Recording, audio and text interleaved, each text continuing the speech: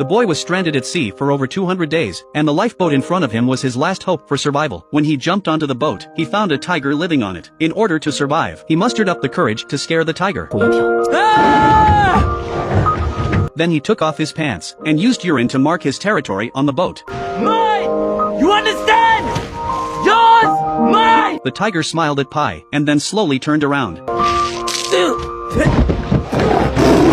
Pi could only return to the raft again. He drank the fresh water to his heart's content and poured the remaining fresh water into a bucket, then placed it on the tiger's boat. The purpose of doing this was to facilitate the taming of the tiger in the future. Soon, the tiger came out and drank the fresh water in the bucket. Pi wrote the process of taming the tiger in a notebook. He knew that a tiger needs to eat 5 kilograms of meat every day. Soon, the tiger would naturally be hungry, so he used compressed biscuits as bait, planning to use this to catch big fish to feed the tiger. Otherwise, the tiger without food would sooner or later jump down and eat him. Looking at the fish in the water, the starving tiger couldn't help but jump down. However, the tiger, a hunting expert on land, is as vulnerable as a kitten in the sea and can't catch a single fish. Seeing this, Pi couldn't help but laugh. The next second, the tiger swam towards him. Pi's smile disappeared instantly. He hurriedly pulled the rope. Just as the tiger was getting close, he jumped into the lifeboat. Now, everyone, what is the battery level of your phone? Leave it in the comments section. Those with the same phone battery level can make friends. Then he didn't give the tiger any chance and quickly pulled the raft back onto the lifeboat. Then he took an axe and walked towards the tiger, roaring at the tiger.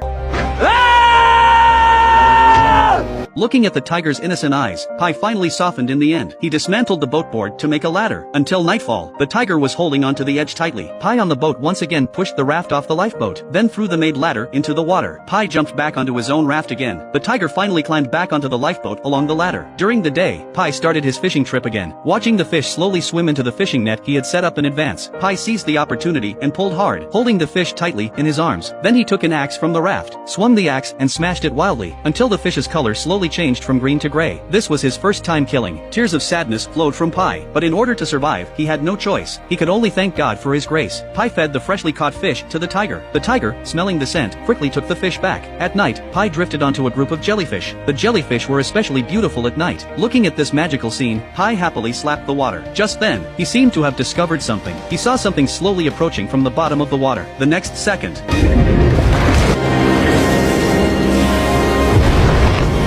all the biscuits and water fell into the water. Everything had to start all over again. In order to solve the food problem, Pi climbed onto the boat again. He was about to take back the axe, but the tiger came out from inside the boat, declaring its status to Pi. Suddenly something slapped Pi in the face. It was a fish. Pi picked up the flying fish and threw it directly to the tiger. Before it reached the tiger's mouth, the fish flew away. Pi was dumbfounded for a moment. When he turned his head, a dense swarm of fish was flying towards them. Just then, a tuna threw itself onto the boat.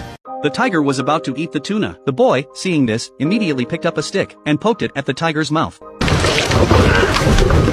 In the midst of their struggle, the boy roared in anger.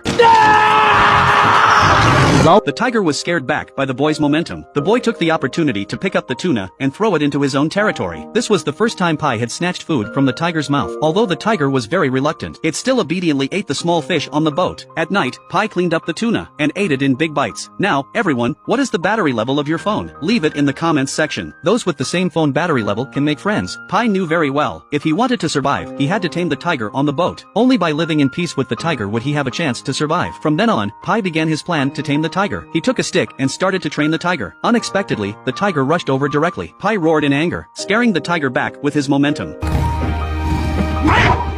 Seeing that the taming method had an effect, Pi took out a piece of fish from behind and handed it to the tiger with a stick. Looking at the food in front of him, the tiger gradually let down its guard and then ate the fish contentedly. Then Pi threw another piece on the other side, guiding the tiger back into the cabin. But the tiger didn't want to obey, showing Pi a helpless expression. The next second,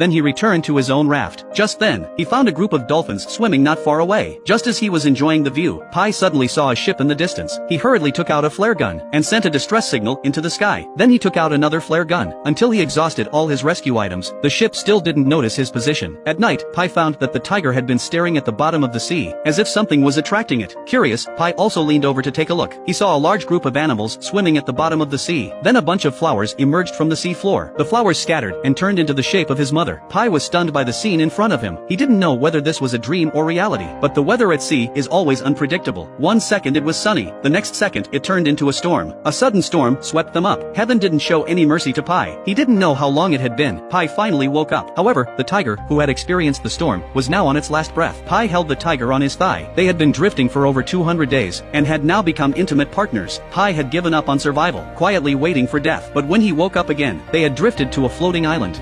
The boy broke the roots of the trees, and then ate them in big bites. He hadn't eaten for several days, and the tree roots were a delicacy. Then Pi went into the forest to continue looking for food, but unexpectedly found that the island was densely populated with mongooses. Among the mongoose group, there were also several freshwater pits. Pi couldn't wait to jump directly into the water pit. He hadn't drunk fresh water for several days, and this time he could finally drink his fill. He swam happily in the water, enjoying this hard-won fresh water. At this time, the tiger could also have a full meal here. All of this came so suddenly, like a gift from God. To express his gratitude, Pi tied the safety rope given by his girlfriend to the tree root. Soon the sun fell to the west. Pi built a simple bed on the branches. At this time, Pi noticed something strange. He saw a dense group of mongooses running back into the jungle. All ran up the big tree. Even the tiger seemed to be afraid of something and ran towards the boat. In the evening, Pi was awakened by the light shining up. He curiously took a look and found that there were a large number of fish corpses floating in the water pit. Now, everyone, what is the battery level of your phone? Leave it in the comments section. Those with the same phone battery level can make friends. Pi was panicked. He couldn't believe it. The freshwater pit that was fine during the day became a highly corrosive sulfuric acid at midnight. Then Pi picked a glowing flower, but when he opened the petals to take a look, inside was actually a human tooth. Pi then realized that this might be a cannibal island, and this island, seen from a distance, looked like a woman lying on the ground. The next day, Pi quickly collected enough food and fresh water, and left this place of right and wrong with his good friend, the tiger. After 227 days of drifting at sea, Pi finally returned to land. He used all his strength to crawl back to the shore. The distance to the beach is so gentle. At this time, he was already exhausted, almost unable to move. The tiger also jumped down from the boat. The tiger at this time was already skinny. He staggered to the edge of the jungle and stopped. He thought that his friend from the past would look back at him. Unexpectedly, the tiger roared a few times, ending their friendship in some form. A few hours later, Pi was found by the locals. He was rescued, but he couldn't be happy. Instead, he cried bitterly, crying like a child. His cry was because the tiger left him easily. His heart was broken.